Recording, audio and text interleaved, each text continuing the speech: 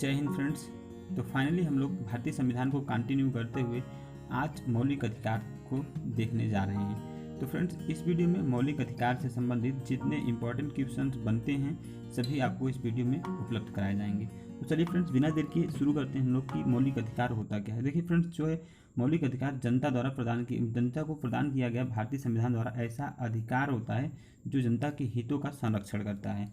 यानी जो हमारे अधिकार हैं उसका संरक्षण मौलिक अधिकार के माध्यम से भारतीय संविधान से दिया गया है। फ्रेंड्स, अगला जो है मौलिक अधिकार संविधान के भाग 3 में रखा गया है। मौलिक अधिकार को संविधान के भाग 3 में बताया गया है यानी रखा गया है। फ्रेंड्स, नेक्स्ट जो है आपका वो भारतीय संविधान में मौलिक अधिकार को अमेरिका के संविधान से लिया गया है। फ्रेंड्स, आप जानते हैं सबसे अधिक शक्तिशाली देश आपका अमेरिका है, तो जो आपके भारत में जो मौलिक अधिकार है वह अमेरिका के जो संविधान से ही लिया गया है। फ्रेंड्स, अब नेक्स्ट पॉइंट जो है वह है कि मूल संविधान में मौलिक अधिकारों की संख्या 7 थी।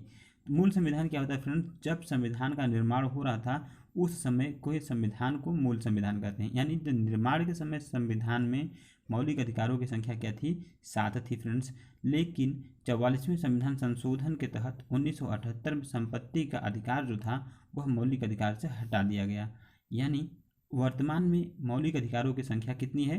6 है। तो फ्रेंड्स, नेक्स्ट जो अपना है उसको हम लोग तो फ्रेंड्स, अब हम लोग देखते हैं कि वर्तमान में मौलिक अधिकारों की संख्या 6 है।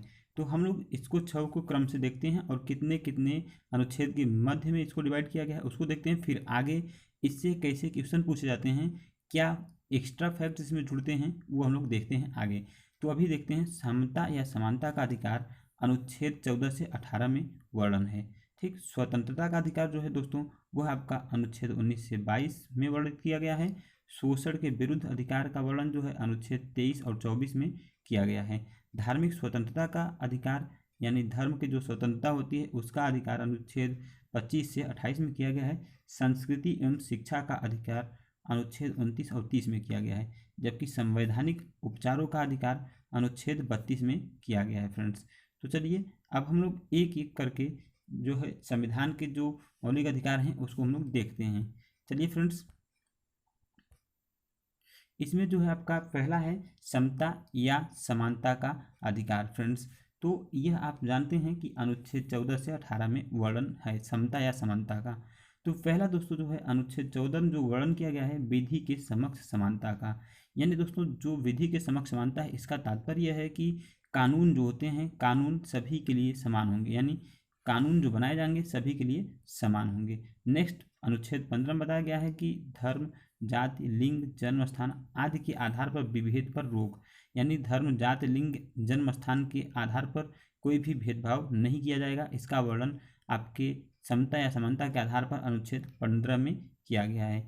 नेक्स्ट है अनुच्छेद 16 जो है लोक नियोजन में अवसर की समानता। लोक नियोजन से क्या मतलब दोस्तों? सरकारी नौकरियां, सरकारी नौकरियों में जो है अवसर की समानता का वर्णन आपका अनुच्छेद 16 में किया गया है। फ्रेंड्स, 17 नंबर का अनुच्छेद जो है वह है अस्पृश्यता का उन्मूलन यानी अस्पृश्यता के उन्मूलन का अंत। यह फ्रेंड्स बहुत ही इंपॉर्टेंट है, आपका कई बार एग्जाम में पूछा जा चुका है। तो अनुच्छेद 17 में किया गया है। नेक्स्ट है अनुच्छेद 18 उपाधियों का अंत। यह भी इम्पॉर्टेंट है फ्रेंड्स। चलिए फ्रेंड्स, हम लोग अब देखते हैं नेक्स्ट को। नेक्स्ट आपका है स्वतंत्रता का अधिकार। अनुच्छेद 19 और 22 19 से 22 में इसका वर्णन किया गया है। चलिए फ्रेंड्स, अनुच्छेद 19 में देखते हैं।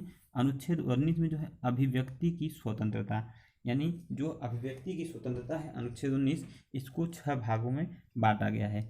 देखिए फ्रेंड्स, पहला जो है कि इसमें बोलने की स्वतंत्रता, कोई भी व्यक्ति जो होगा कहीं भी बोल सकता है। यह आपके स्वतंत्रता के अधिकार जो है 19 में बताया गया है, 19 के फर्स्ट में। उसके साथ ही साथ दोस्तों नेक्स्ट है शांतिपूर्ण रूप से एकत्रित होकर होने की स्वतंत्रता। यानी कोई भी कार्यक्रम या फिर कोई भी विचार कहीं भी शांतिपूर्ण बिना हथियार के, इसका मतलब इसमें एक तात्पर्य जुड़िएगा कि बिना हथियार के लोग एकत्रित होकर अपना शांतिपूर्ण रूप से कहीं भी एकत्रित हो सकते हैं। यह भी स्वतंत्रता आपके संविधान में दिया गया है। अगला है सभा या समूह भी बनाने की स्वतंत्रता आपको दिया गया है। ठीक, भारत में आवागमन की स्वतंत्रता, यानी दोस्तों कोई भी भारतीय हो वह भारत में कहीं भी आवागमन के लिए स्वतंत्र होता है। नेक्स्ट है भारत में निवास करने के लिए स्वतंत्रता। तो फ्रेंड्स, भारत का कोई भी नागरिक किसी भी राज्य में वर्तमान में निवास कर सकता है, उससे कोई आपत्ति नहीं होगी। नेक्स्ट है भारत में आजीविका की स्वतंत्रता। आजीविका का मतलब क्या है दोस्तों कि रोजगार पाने की स्वतंत्रता। कोई भी व्यक्ति भारत के किसी भी कोने पर रोजगार पाने के लिए स्वतंत्र है। फ्रेंड्स अनुच्छेद 20 क्या है उसको हम लोग देखते हैं। फ्रेंड्स अनुच्छेद 20 बहुत ही इंपॉर्टेंट है, यहाँ से आपके एग्जाम में बार बार क्वेश्चन पूछे जाते हैं, तो ध्यान से देखिएगा। अनुच्छेद 20 जो है और अनुच्छेद 22 बहुत ही इंपॉर्टेंट है, कन्फ्यूजन पॉइंट होता है। अपराध के दोष सिद्धि के संबंध में संरक्षक। ठीक, जैसे कोई अपराध किया हो उसके दोष सिद्धि के संबंध में संरक्षक।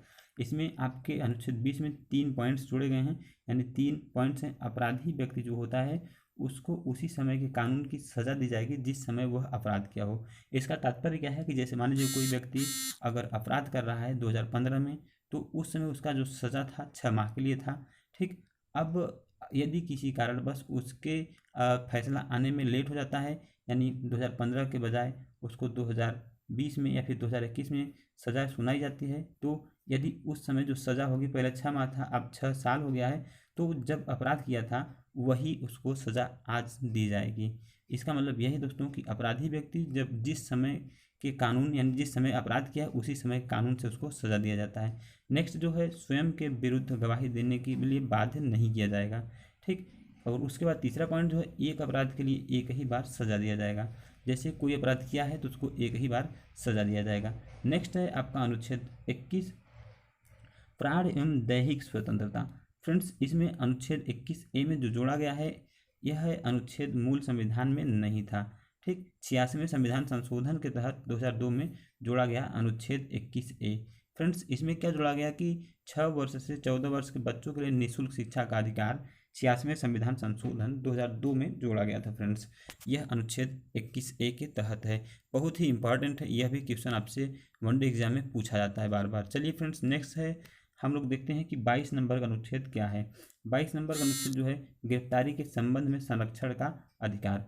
कोई भी अगर आप जैसे इसमें क्या कन्फ्यूजन होता है फ्रेंड्स कि जो 20 नंबर का के आर्टिकल्स हैं उसमें क्या था कि आपको सज़ा के पाने के लिए अधिकार होता है। ठीक, और इसमें क्या है कि गिरफ्तारी के संबंध में अगर कोई अपराध कर देते हैं तो लोग सोचते हैं कि 20 नंबर में अपराध का है मैटर 20 नंबर अनुच्छेद में या फिर गिरफ्तारी का 20 नंबर में है। तो देखिए यदि दोस्तों आप अपराध करेंगे तो पहले नंबर पर अपराध करेंगे तब आपकी गिरफ्तारी होगी, यानी अपराध कर रहे हैं तो अनुच्छेद 20 में आप अपराध कर रहे हैं, यानी अपराध की सज़ा जो है अनुच्छेद 20 में है और गिरफ्तारी जो होगी वो अनुच्छेद 22 के अंतर्गत होगी। ऐसे हम लोग रिलेट करके याद कर सकते हैं।